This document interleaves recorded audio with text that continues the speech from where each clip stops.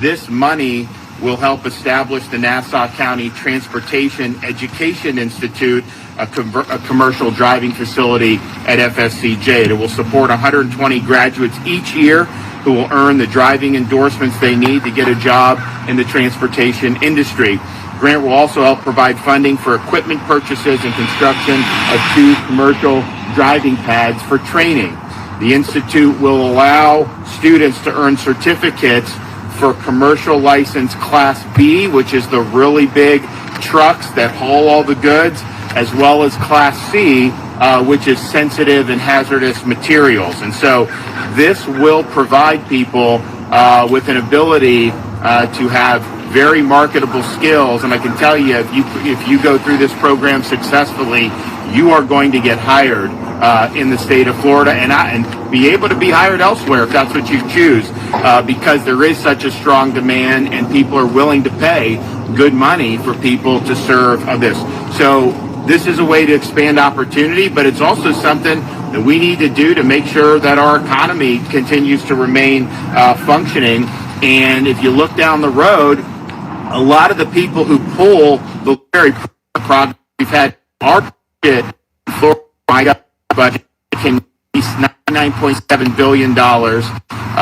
New York State's the closest to us in population. Their budget is $230 billion, and yet we have no income tax, and we have better roads, infrastructure, education, and higher education.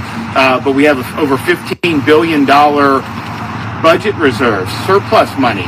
And we think we'll probably have a lot more by the time the fiscal year ends, because we're taking in more revenue than is estimated every single month.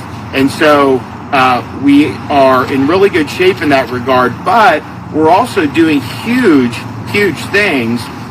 You've heard about what we're doing with law enforcement. We're doing $1,000 bonuses for all police and fire and EMT, but we're going to do the $5,000 signing bonus for people that join law enforcement agencies in Florida from either out of state or for the first time if they're in Florida. We're doing a 25% pay increase for state law enforcement personnel, which is really significant. We're doing an increase in teacher pay. We're doing bonuses for principals and teachers. We're doing record money for water resources, Everglades restoration, Florida Springs, all this really good stuff. And as part of that budget, we're seeking $100 million for the Florida Job Growth Grant Fund. And so that's the fund that we're using to be able to do things like this. It's the money that we use to be able to do something similar in the Panhandle. It's the money we've been able to use to help industrial capacity in places like Polk County and in the villages, Sumter County, where they're expanding manufacturing. And so we're asking for $100 million with that. And just to put that in perspective, my first year as governor, I think we got about $40 million. My second year as governor, the legislature did pass it. I vetoed it because we had the COVID hit and we weren't sure what was going to happen. And I told everyone we've got to make sure that we pare back before we see what happens. Fortunately, we were able to rebound and our budget was in good shape. And so this year, we're in that $40 to $50 million range. $100 million will allow us to do a lot, and we will be doing stuff with infrastructure, of course, but we will be doing more stuff on career education and vocational training, because when you get people that have these skills and they get the credentials in these fields, man, you have a lot of opportunities to be able to do very, very well. And we're proud of, my budget, no tuition increases for colleges or universities in the state of Florida. So that is staying the same. We're not going to let them overcharge you. And we're proud of what we've done with the universities, and there's a lot of opportunity there. But I can tell you, you go through a program like this, the chance of you having gainful employment is incredibly, incredibly high. You go to a university, you can potentially do very well, but you also have kids, that will major in like zombie studies or these things that aren't really something that is getting a lot of interest. And you know what? Sometimes the seas don't part for that. So we think that we're providing more opportunity across the board. There's a variety of ways to get skills that will help you succeed in life.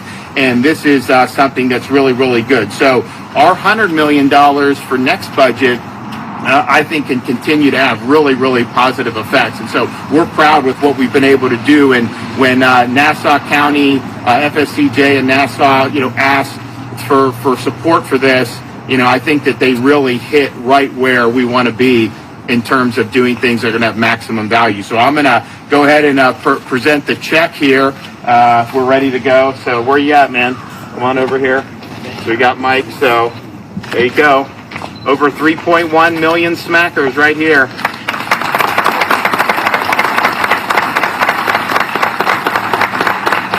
right. Thank you. Let me out. So I'm going to have some folks come up. So Mike Bell's going to come up and deliver some remarks.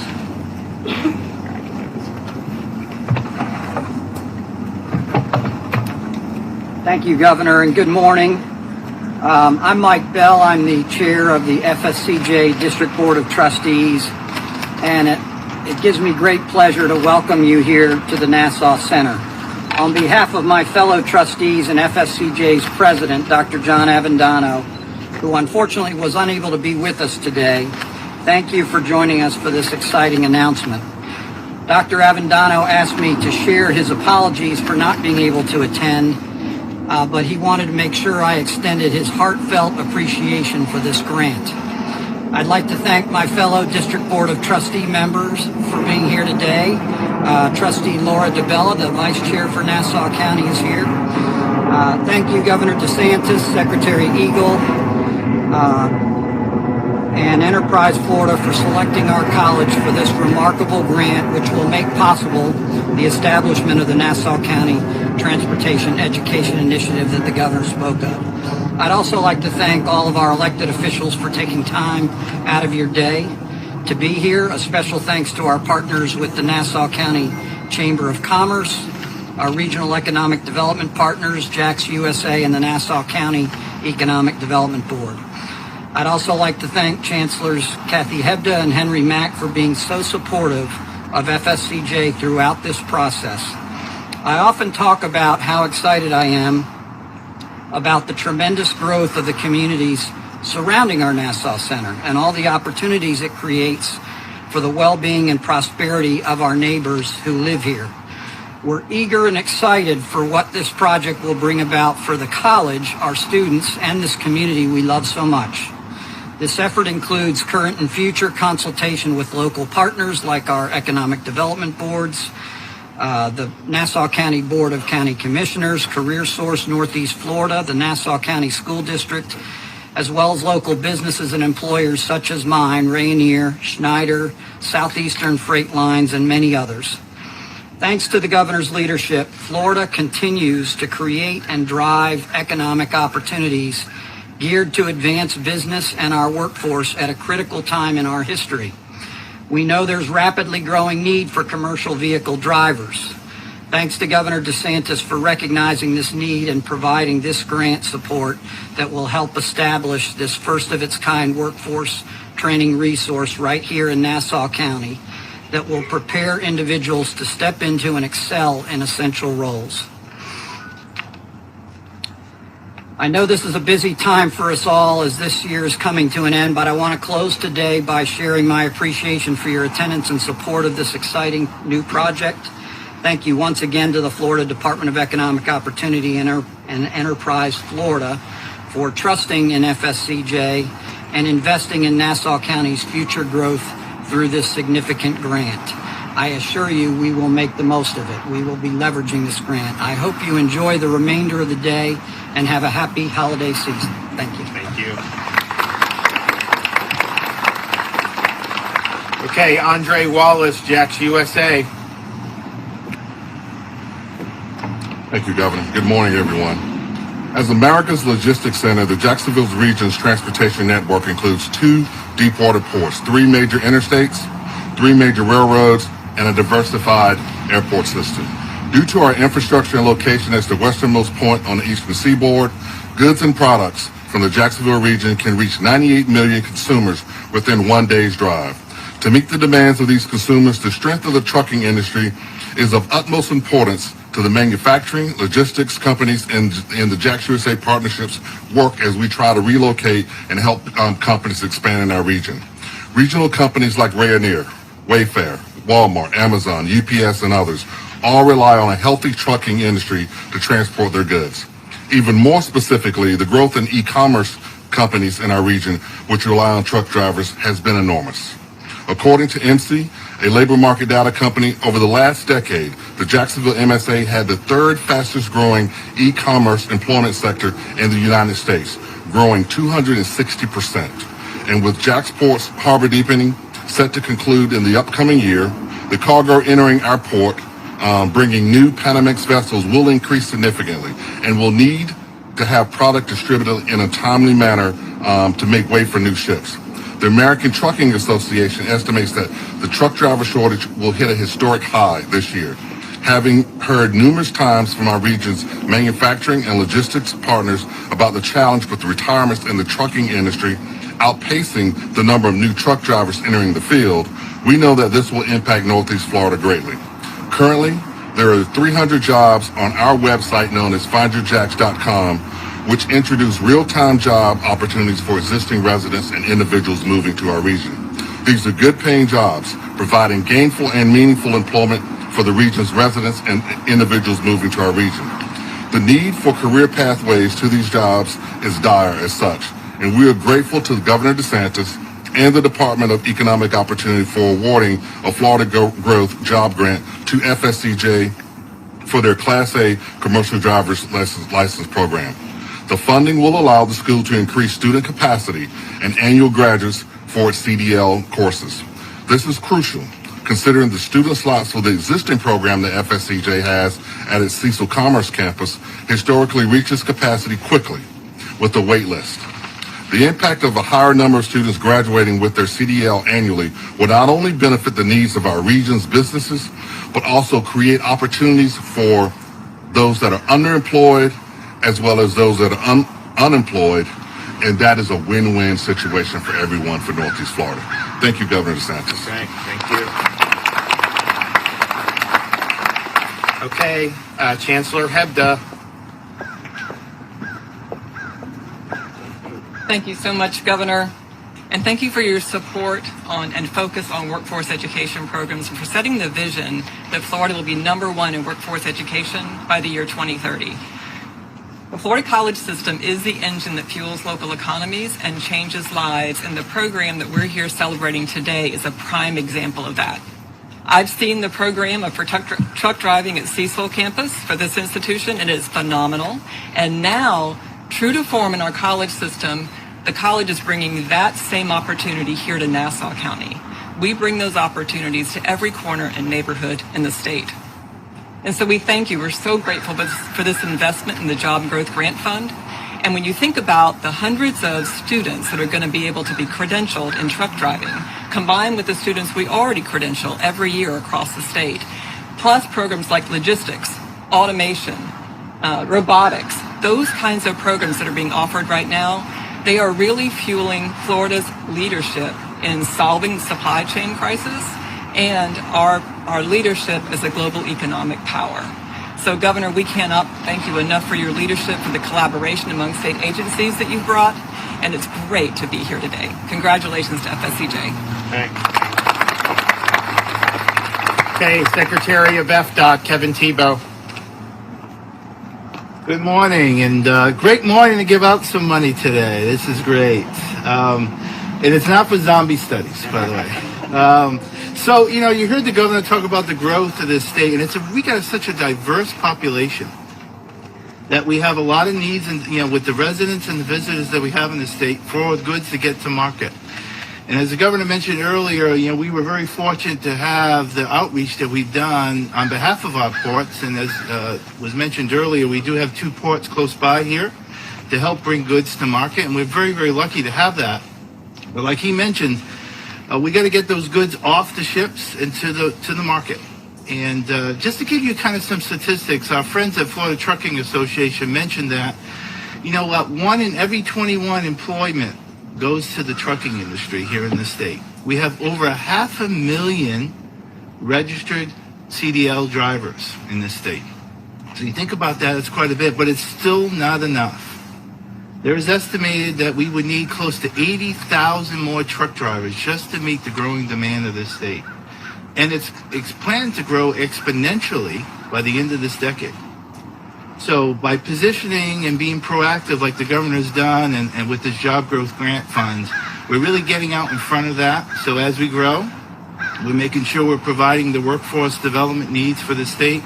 And really glad to be here joining this group here to be able to announce this funds to this worthy cause. So again, thank you for being here.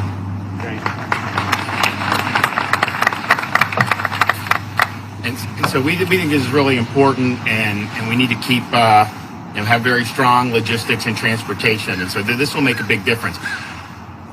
One of the things that, if you look at the supply chain disruptions, one of the additional threats to that has been some of the Biden administration's mandates. And you had the OSHA mandate that they had put in, or were tried to put in, that would have taken effect in early January. And that would have upended a lot of things, but particularly when we're talking about trucking, you talk to the trucking association, like 30% of the truckers, ain't going to do this, and they're not going to pay to be tested every week out of their own pocket. And so you would absolutely lose some of the truckers at a very important time if that were to go into effect. Now, I think it's been stayed, it's been consolidated in the Sixth Circuit, and I think ultimately it will go down. But there was a decision yesterday to not hear it from the full Sixth Circuit. I was a little bit surprised to see that. So you could have in the intervening a 3-judge panel maybe reinstate it, or maybe even rule for it. Once it goes to the full Sixth Circuit, I'm very, very confident it will go down. But that could happen. We'll see. I mean, they should have just taken it as the full court decided it on an expedited basis, and then we could have just moved on. But they chose not to do that. They deadlocked 8-8 on whether the full court should hear it initially. And I know that's typically not their practice, and maybe some judges felt that way. But there's a lot that potentially could be riding on this, and if they were to reverse the stay or reverse the injunction, boy, you'd have a lot of private businesses that we have protections in Florida law, which we're proud that we have done. But I just think the full court should have heard that. So we're watching that. It was a little disappointing to see, and but I hope that we wouldn't get to a point where the federal government was effectively kicking people out of a very important industry that's already shorthanded. And so we want to make sure we're standing up for people's individual rights in that regard. Okay, take a couple questions. All right, you guys take care. Thanks so much.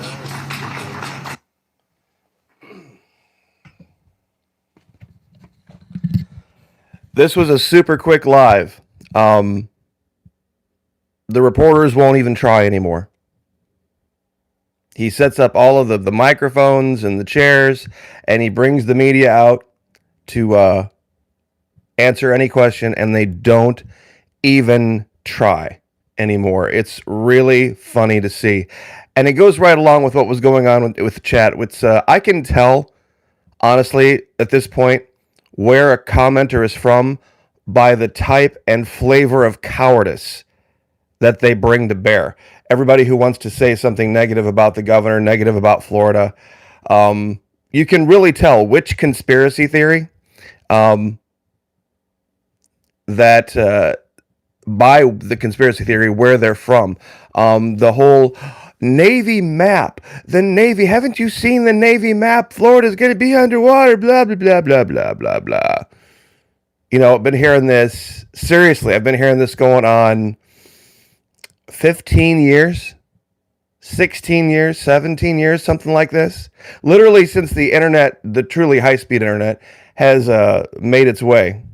So Texas, Texas, of course, because as we know, Texas is the grand savior of all things patriotic. So apparently I was wrong about Appalachia, it wasn't the Ozarks. It was the Texas types that, and Governor Abbott. Because as we know, Governor Abbott is a huge leader. Oh, no, that's right. He's not, is he? Texas needs to learn how to keep its lights on. Oh, wait, was that a conspiracy theory, too?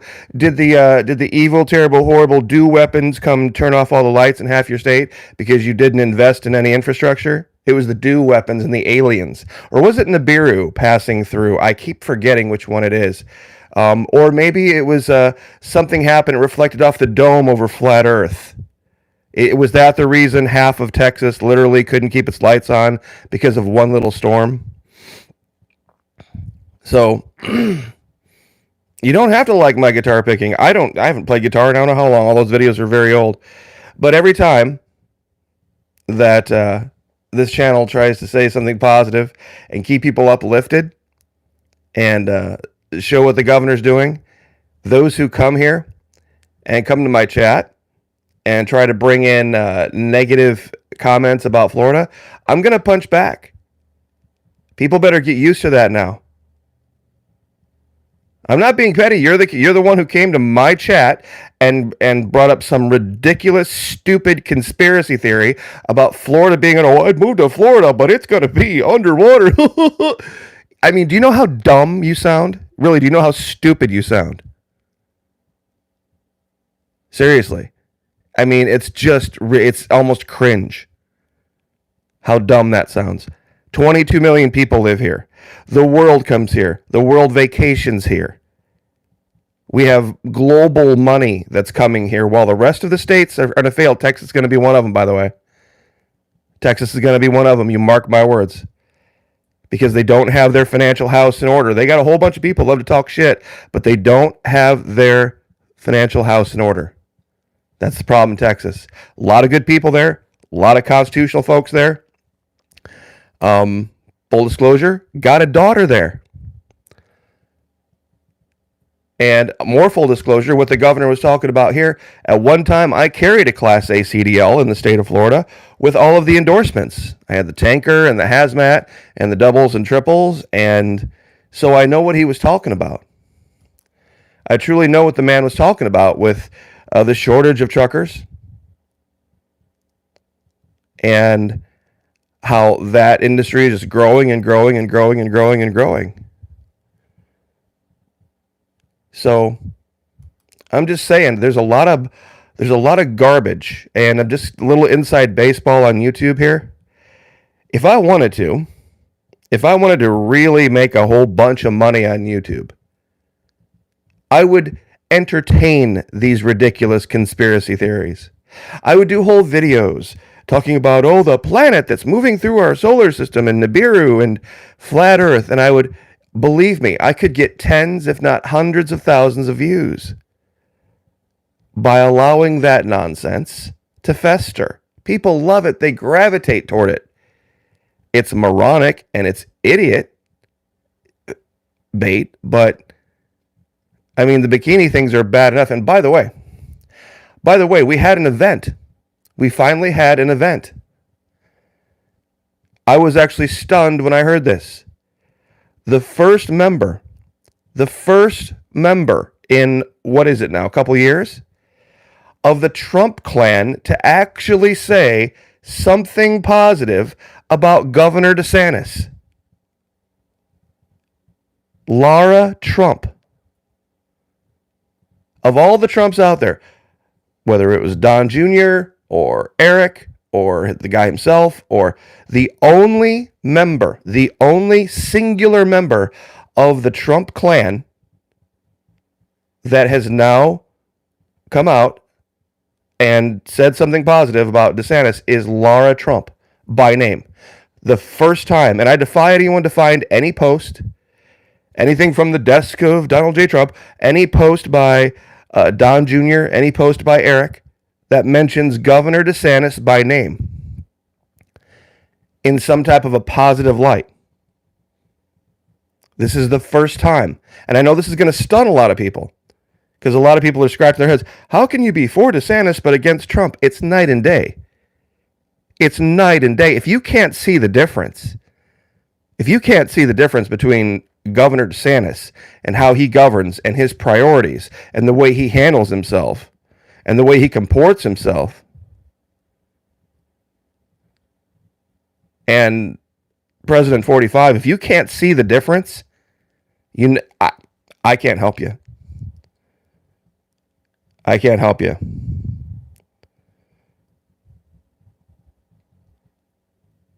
It's well, I mean, you know what, MZ Clementine? Why don't you start a YouTube channel then? Why don't you start a YouTube channel talking about it? Because I'm not going to waste time on that nonsense. People love being scared, which is how they can drag COVID out. Confident, exactly right. Angie Grace nailed it. Angie Grace nailed it.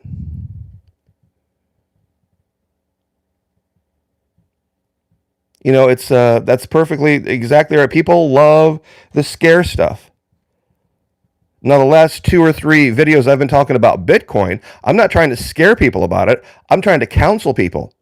At one time, I owned a Bitcoin miner. At one time, I owned one of those devices that was on the network. And I want to ask you guys a critical question about that.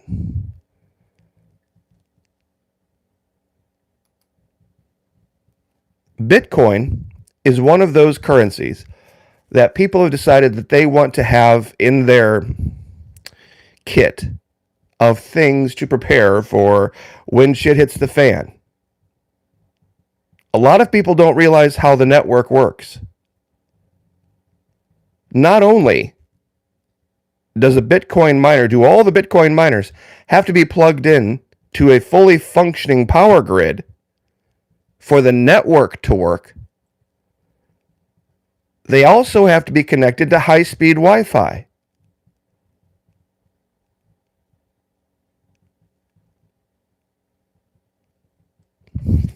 I can't, okay, nobody's comment. What do I think about? And then some Zero Hedge report. Okay, Zero Hedge can say whatever Zero Hedge wants to do. The FBI informing the LA County Sheriff that COVID-19 tests were send their DNA to infant. Okay, well, it's an unconfirmable story, so I don't comment on uninvestigatable, unconfirmable things.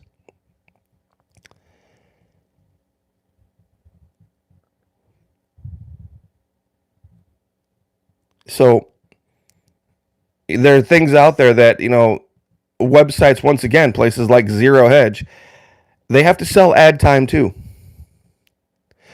But let me focus on my point on Bitcoin and cryptocurrencies, all cryptocurrencies in general. Tell us what the blockchain is. Okay, the blockchain. There are these devices, these Bitcoin, these miner devices. And what they basically are is a bastardized video card off of a computer that they have manipulated and used in a way to solve very complex mathematical computations, random ones. It's how they, every time a transaction is requested, one of these giant equations is generated. And then once it's solved between the two devices, that is then added to the chain. Now, all of this requires a shit ton of electricity and access to high-speed, uninterrupted high-speed internet. Both of those things are required. These Bitcoin miner units, they could be substituted for space heaters.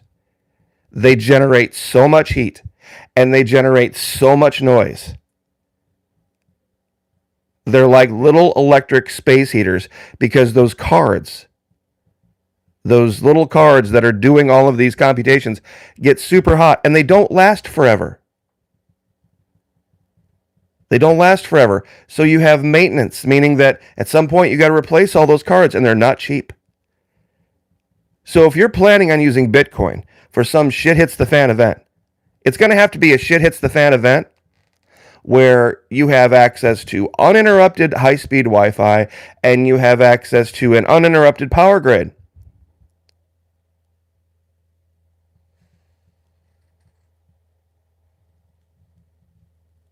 So think about that for just a minute. What type of a shit hits the fan event would occur where you could count on the power grid to be uninterrupted and high-speed Wi-Fi to be uninterrupted? Because without the network, there is no Bitcoin. There is no cryptocurrency of any kind without high-speed Wi-Fi. See, people are talking about nuclear attack. People are talking about massive earthquake, worldwide earthquake, or EMP, or a giant volcano going off, or a huge tsunami, or something like this, where infrastructure is destroyed, infrastructure is down, the major systems we count on are down. You won't have any access. The network will be down. There will be no Wi-Fi. And this is why, and that's why then all the gold and silver people show up. In a grid down situation like that, or Wi-Fi down situation, where there's no infrastructure, if you think you're going to be walking around with your little pieces of gold getting sandwiches, think again. If you haven't eaten for a couple days, I don't care. If you haven't eaten for a couple days, you come knocking on my door and I got food, I might share with you. No refrigerator or freezer storage, exactly. No access to your bank accounts. That's why I've counseled people, take whatever you have currency-wise of value and turn it into hard, durable, long-lasting goods. Don't dump it into Bitcoin for sure. Some people said, I'm not using it for shit hits the fan. No, I'm using it for an investment. Well, as you can see, it's not an investment. Wild swings. First it's up, then it's down, then it's up again, then it's down again, up and down. Some people said, well, it's because of the Chinese New Year that this time of year, every year it goes down, but then it goes back. Oh, I see. So Chinese New Year every time. I hope we don't have a shit it's the fan event during that time because it'll still be down, or will it be up again? Who knows? But one way or the other, you can't use it. So it's at best just another fiat currency. It's just another fiat currency that is not accepted at as many places as dollars. Some people might do that, in a grid down event. They say, hey, look, I've got some 20s and 50s. They'll probably bet that once the infrastructure is backed up, they'll be able to go out and use their 20s and 50s and 100s to buy stuff. But Bitcoin? Maybe. Maybe not. Who knows? So it's not a good short-term investment, as we heard yesterday from the CEO of Kraken, that if you want to really enjoy the benefit of Bitcoin or any other crypto, plan for a 5-year investment. It goes up 200%. Is it up 200% now? You see, it's one of these things, Chris Shine. They used to do this with all sorts of Ponzi schemes.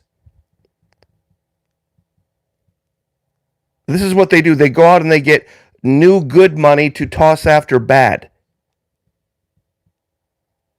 You see, it was worth 0, and then it spiked way up, and then it spiked down again. And then it spiked way, way, way up again, and then it spiked way, way, way, way down again. And then it's up, and then it's down. And then it's up, and then it's down. And all that represents is them sucking in new cash, new dollars. It doesn't represent growth in the value of the network. It doesn't represent growth in the value of the network. All it represents, Chris Shine, is people going out and doing a good job of sucking US dollars into it. You would have to ask yourself a question. Can you go to the store and is anything priced in Bitcoin? Chris Shine, can you go to the store? Can you go to the gas station? Can you go anywhere and see anything priced in Bitcoin? No. You have to take your Bitcoin, you got to convert it to dollars. Period. What Chris Shine is trying to do is get people to, it's called HODL, HODL, meaning dump your money in and then leave it there forever. Dump your money into our Ponzi scheme cryptocurrency and then leave it there forever. Because eventually it'll always be up, but don't ever bother to take it out. Don't ever bother to take anything away from it because, you never know. It's a you never know investment. Could be down tomorrow, could be up tomorrow. Who knows? Who knows what government might decide this, might decide that. Grid could be up, grid could be down. You might be someplace with Wi-Fi, you might not.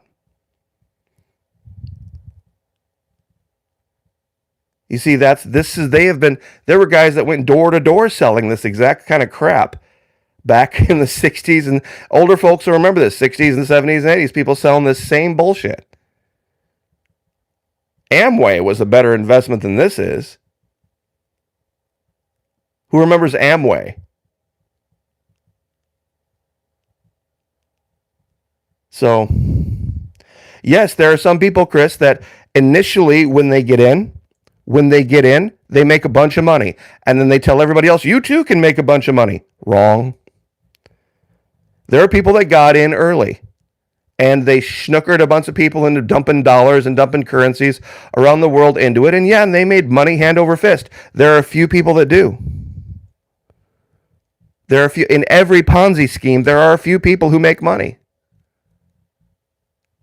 But the vast majority lose it. Right, exactly right, Painful. Exactly right. Painful 13, pyramid scheme. Exactly right. You've got to continue to suck people into it, to drop dollars into it.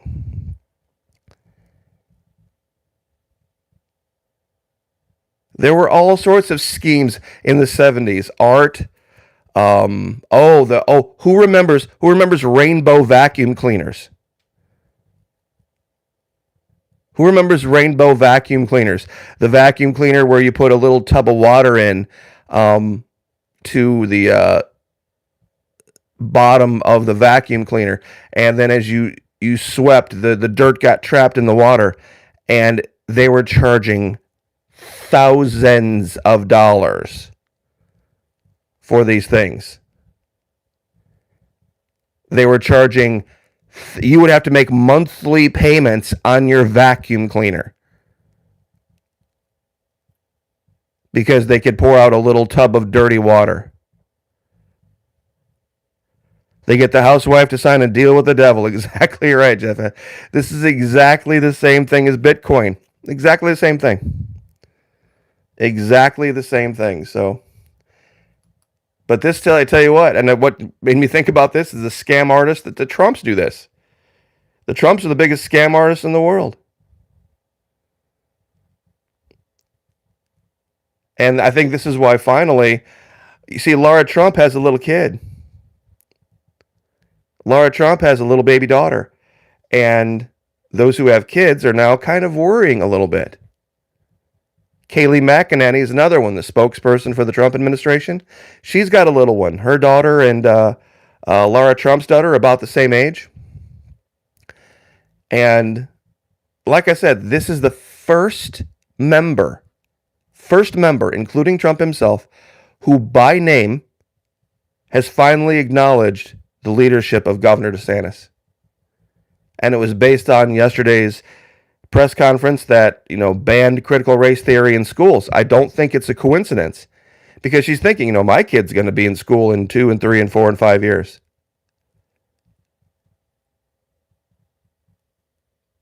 And she's reading the writing on the wall.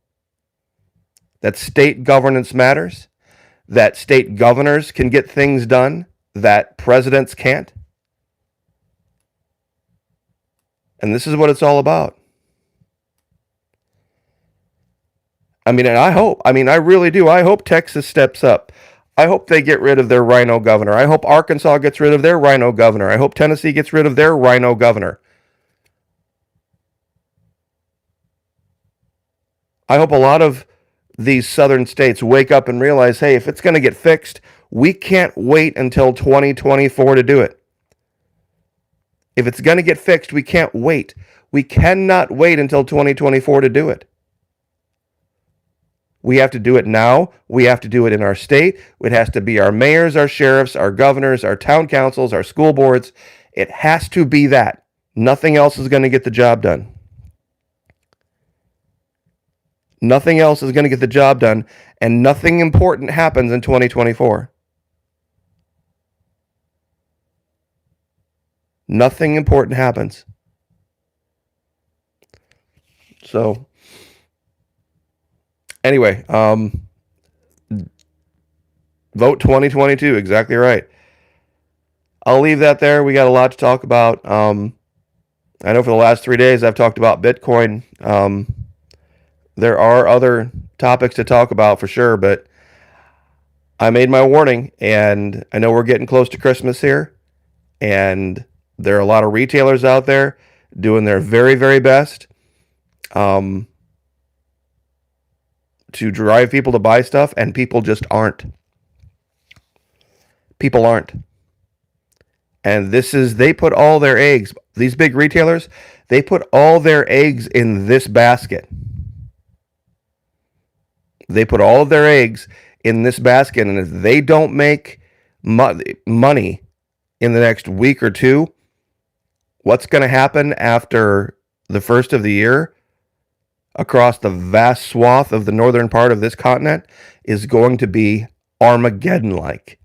There are going to be people kicked out of retail. There are going to be places shut down. And I mean, it's going to happen across every aspect of retail because they just won't have the money. They won't be able to survive another year waiting for quote unquote Black Friday. A lot of businesses are designed to run in the red from January to November. And they make all their money in 6 weeks. So, anyway, pray for each other, of course, lift each other up. Thank you, everyone who has signed up over at patreon.com, helping a ton. And once again, next year, I think it's going to be one of the most important platforms you can be a part of. Patreon.com/Florida Maquis, because it's going to get ugly fast. Uglier. Faster. And it's going to be an absolute giant, deep red magenta wave that's going to hit next November. And once that happens, all hell's going to break loose. So we'll see you guys later. Also on Twitch, 9:30, 10 o'clock at night. We can talk there as well. God bless. Have a great day, and we will see you guys next time.